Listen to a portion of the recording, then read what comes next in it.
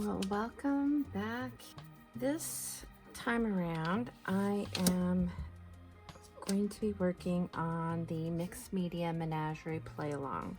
So I'm playing along with Laura, Nicole, and Aaron, along with their guest artist Jolene. And I'll have links down below to all their videos. And this month's strange collection of things is florals, watercolors, and soft pastels. So this is not, this Stillman Birn Beta Series journal is not watercolor paper. So it's more of a really heavyweight mixed media paper. And so I went ahead and gessoed the surface, and the first thing I'm gonna do is lay down a layer of absorbent ground. Absorbent ground just lends the surface that's not really made for watercolor to accept it a little bit more. So watercolor will behave like watercolor on a non-watercolor surface. Does that mean you can't use watercolors on non-watercolor surfaces? Absolutely not. It's just that this time I want watercolors to behave more like watercolors. So I'm going to use the absorbent ground. And I'm just gonna lay it down. I did put gesso down first. It's just Golden suggests that you put gesso down first so the absorbent ground adheres better to the page. So that's why I went ahead and added the gesso to the page. So that is where I'm gonna get started, and then we'll see what goes from here. So let's get started. God and still eager for more. The change that you've been looking for will come knock on your door. On and on. On and on. On and on.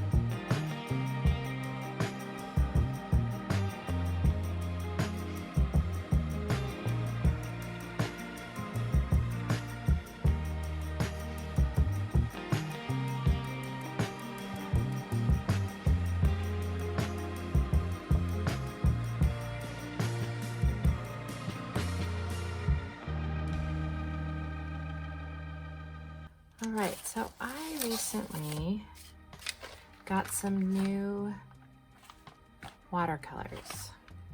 So I got this one right here. This is Weathered Rose. I got this from Mashes on Etsy.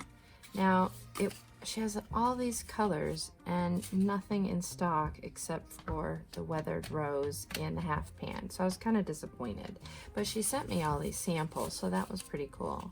So I thought I'd give them a shot, but these are the ones I was really excited about. This is Addison and Sedgwick on Etsy, and I got this Choppin', which is this teal-like color, And a lot of these are granulating watercolors, so they give you a real, like they granulate, and I'll show you.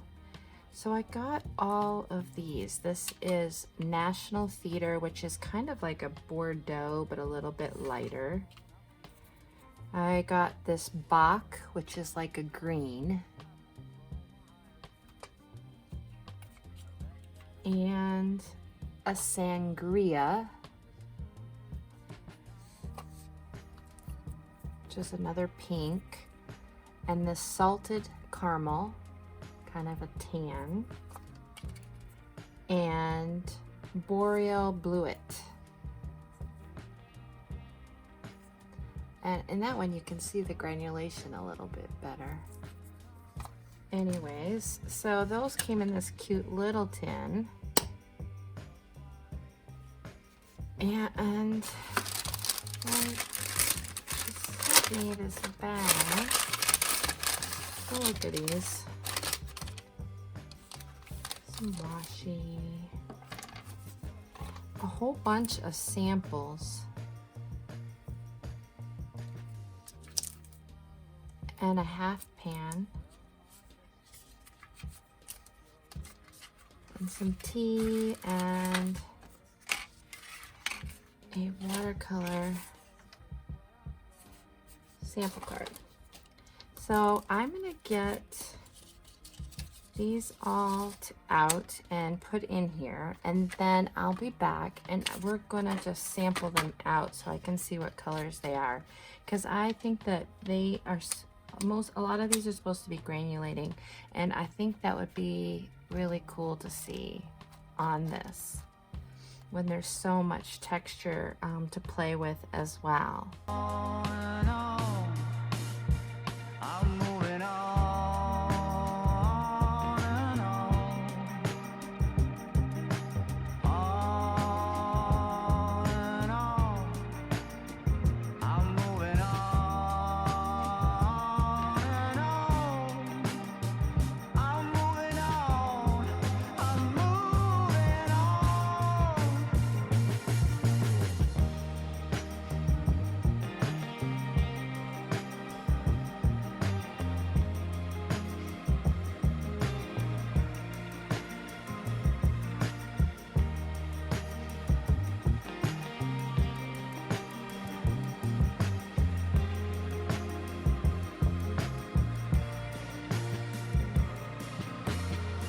And have a swatch card to be able to look at as I go in and do some watercolor. I'm not going to make you sit through the whole watercoloring process. I'm just going to highlight some spots here and there.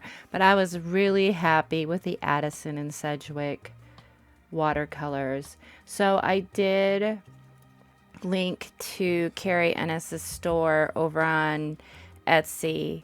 She is the creator of the Addison and Sedgwick watercolors. Just absolutely gorgeous colors, wonderful, just wonderful, intense. For watercolors, I was just really impressed with how much pigment, even after dry, they had.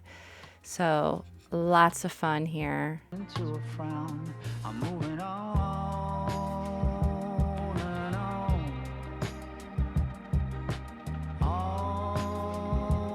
and on. I'm moving on and on and on. I'm driving in my car, the road is long and full of dust. The landscape changes around me, on and on, I feel immersed. Whatever happened to me, happened for my highest good.